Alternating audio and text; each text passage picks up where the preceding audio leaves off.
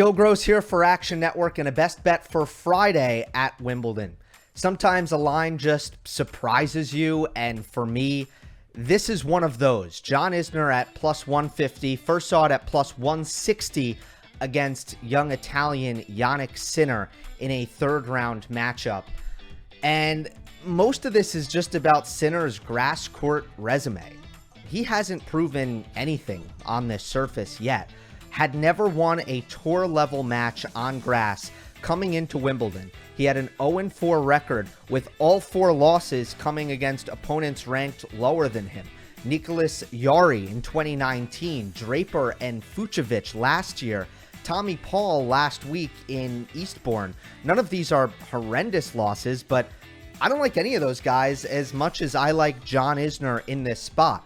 Isner coming off potentially his best Wimbledon performance of all time, and here's a guy who made the semifinal just 4 years ago. I'm talking about his win over Andy Murray in 4 sets, where his serving performance was immaculate, his volleys were basically automatic, and his return of serve was far above average for John Isner.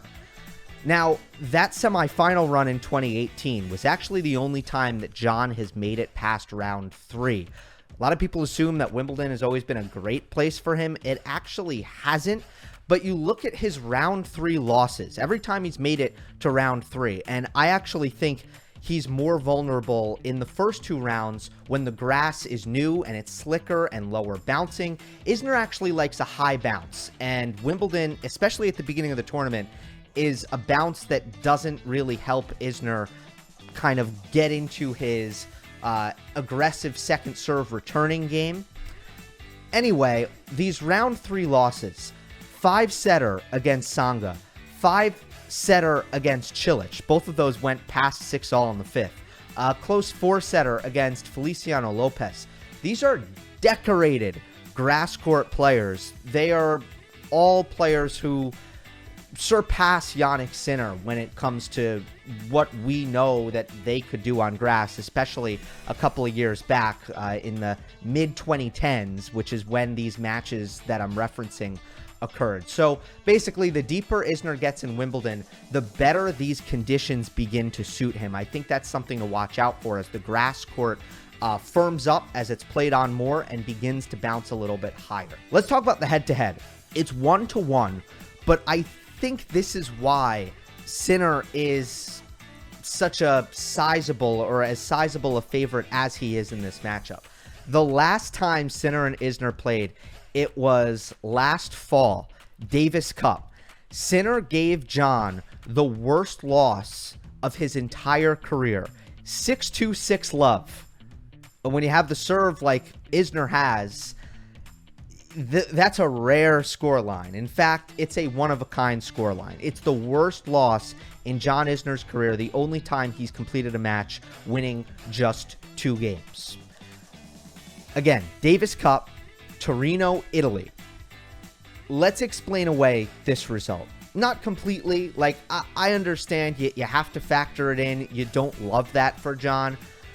But here's a 36-year-old John Isner in December.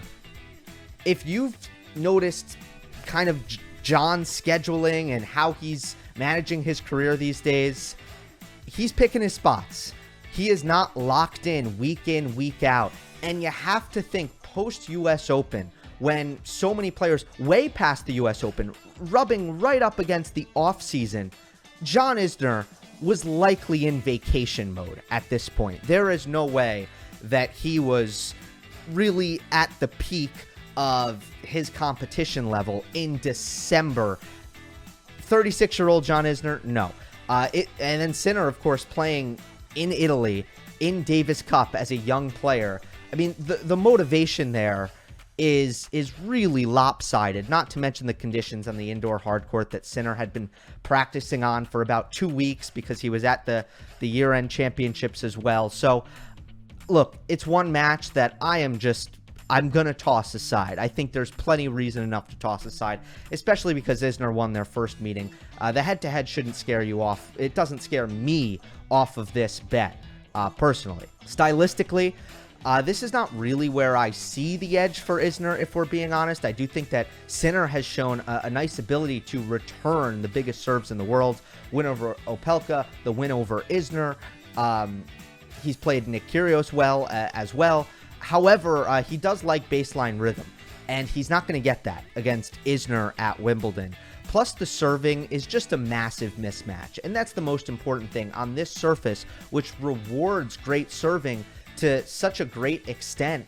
That's the area in Sinner's game where I think he really needs to up the ante if he's going to have amazing success at Wimbledon. He just, and he is working on it, and it's improving fast, but he still doesn't get too many free points. He's still working on the consistency of his flat first serve, and obviously if Isner serves anything close to what he did against Murray, Sinner just isn't going to have a lot of looks, because no man on this planet would have a lot of looks against John Isner serving at that level. So the serving is a massive mismatch. You're getting plus 150 on the way more experienced grass court player who serves way better. Give me John Isner here.